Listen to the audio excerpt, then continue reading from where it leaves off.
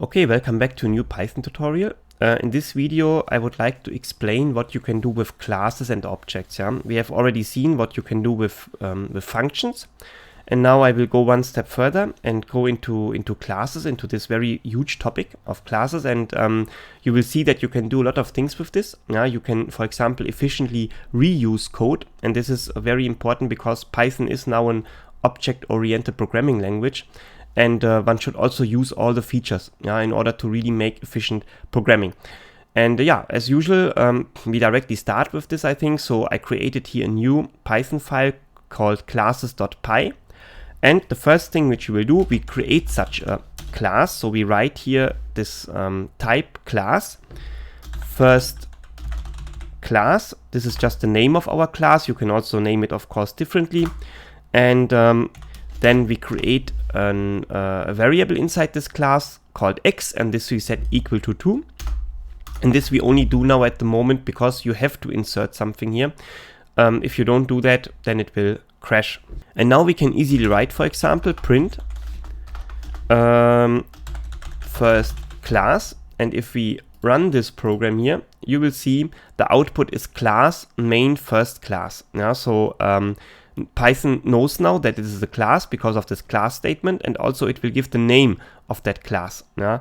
So later it might be beneficial if you have a lot of classes in your code, then you can easily find out what is what. Okay, this is of course easy and it works, but it is not very productive. You cannot do anything with that. So if you really want to do something useful, then you have to do something which is called the creation of an object. Yeah, so in this case, we create an object called obj, for example. You can also name it differently. And then we have to write here equals first class. And here we have to use parentheses behind that. And then we can write, for example, print obj.x. Yeah, so what we did now is creating an object of that class to access this variable inside x and print it out. So we do that, and now the output is 2, of course. Yeah, and it's important that we write obj dot before to make sure that x is referring to this object that we created, because if we don't do that, it's saying object name x is not defined. Yeah, so obj dot x is very important. Okay, this is a very simple example, and now I would also like to explain how you can create member functions in such a class. So maybe we can just do it below that. We can create a new function called f. And here it is very important that we insert the statement self, because we want to make sure that f is a member function of that class, and without this it will not be recognized as such a function. So we have to write in parentheses behind this as an argument self. And then we can tell Python what should happen when you call that function. And in this case, maybe we just want to print out hello world as usual. So now we can delete this line here and only write obj, because we want to access this member function here, f. And then it's important we don't have to insert any parameter. Yeah, we just have to write here f and then empty parentheses. And when we run this program, then now you can see it's written here hello world. So instead of accessing this variable as we have done before, we created now really a member function, and we access this member function. Yeah, until now I just ignored one important thing, and this is the fact that every class in Python should have a so-called init function. Yeah, and for this we define this now to explain you how it works. So we write here def, and then it's important that we have to use 2 underscores here, and then write init, again 2 underscores, and then we have to insert our self statement that we have seen before. And then we can also insert a few more parameters, for example in this case a and b. And this is similar to C++, if you know that language, where you have basically something which is called constructor, and there you also can define what happens when you call that class for the first time by defining an object. And the same thing we are also doing here. So when you call that class, then automatically the init function is activated, you can say, and everything which is written inside this function will be executed.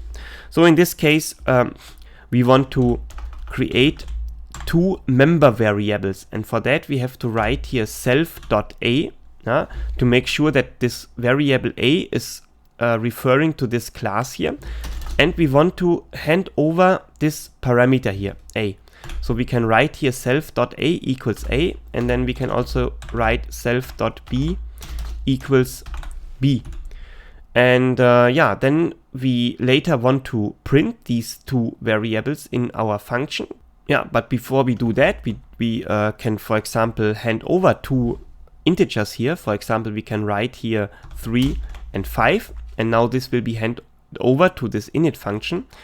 And when we then, for example, write print obj.a, then you see now the output is 3. It just prints out this variable 3, which is self.a. Okay, and the same we could also for b, of course. But now we want to do something useful with this. So in this function that we have created, we define now a new variable, which is called in this case self.c equal self.a plus self.b. So now we sum up these two member variables that we have created before, and then we can, for example, write here a statement print the sum of, and then we have to cast it again, self.a plus and plus str self.b plus is as a string plus strc and self.c, of course. And now if I didn't do anything wrong, we can just write obj.f, and then it should print out this line here, and it's written here the sum of 3 and 5 is 8. So now we learned how to create member variables, how to create member functions, and also to access member variables within these member functions. Yeah, and before I explained that you have to use this self keyword here, but yeah, it's very important to use this, of course, but it doesn't need to be called self. You can also use any other word. Self I'm only using for convenience because it's a standard way how to do that. We could also give any other name to that. For example, let's call it just no name. So we have to replace everywhere where we use self with this name no name, and when you do that and run the program, it will give you the same output. Yeah, so it's only important that you are consistent within your name scheme. Yeah, but it's not necessary that you really call it self. Yeah, another important thing is, which I want to explain, you can also modify these member variables from outside of the class. So if I write, for example, here obj dot a equal 2, for example, and then I run the program, then it's written the sum of 2 and 5 is 7. So I changed the content of this member variable, yeah, with outside of the class. This is easily possible because in Python automatically all member variables are public, not like in C++ where you can also choose private or protected. This means that now you cannot access these variables from outside, but here you can access them and modify them within Python easily. Yeah.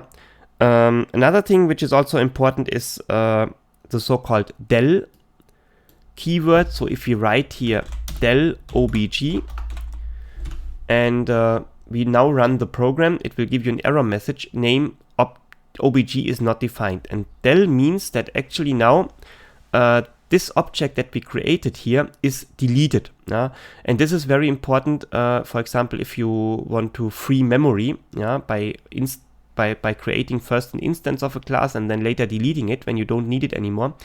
So in this case, it frees the memory, and also you cannot access the object anymore. It's just not there anymore, not visible by Python, so it will give you here an error message. And now one last important concept. I think now you know in principle everything about classes. You don't have to learn more. Now you only have to practice maybe a little bit to get a feeling for that, what you can do with this, maybe find some examples in the internet. But there's one other thing which I would like to explain, and this is called inheritance. So if you consider this as a so-called parent class, then you can create another class which is called child class, and you can access this first class within this child class, and you hand over all member variables and member functions to that class. So now let's define another class, which is called maybe a second class. And then we have to, of course, define here our init statement.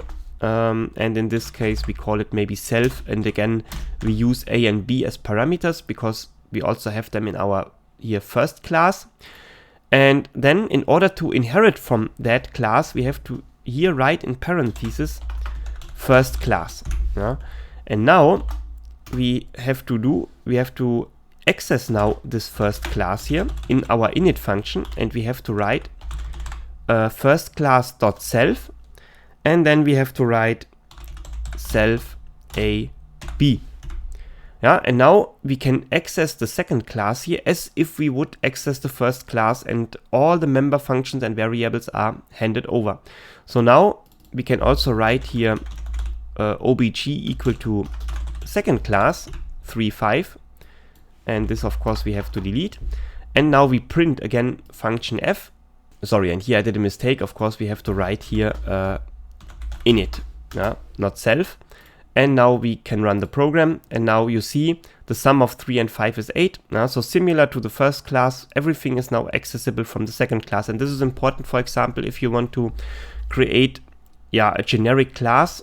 For example, the first class could be the name animal, and then you define some properties of animals, and then you create a second class which is a specific animal, for example a cat, and then you can define the parameters there according to the cat, and when you later access this cat, it automatically includes all the functions and variables from this animal class, but also with the specific values of a cat, and then you can get access to this and so on. So you can do a lot of things with this, and I think this inheritance is a very important feature in all object-oriented programming languages, of course, but especially in Python you can use it very efficiently. And I hope that it was beneficial what I explained now. I hope that in the near future I will be also able to create some examples where I go a little bit further into details, maybe show some examples where of what you can do with all this stuff, and then you get a little bit more familiar with that. Until then, I hope that you enjoyed the video. If you like it, as usual, please hit the like button. Please subscribe my channel if you don't want to miss any further video. And hopefully now see you soon for a next video. And my plan is to go then into details regarding modules, how to create your own Python packages and what are Python packages, of course, and so on. And this we will do in the next video. Until then, see you soon.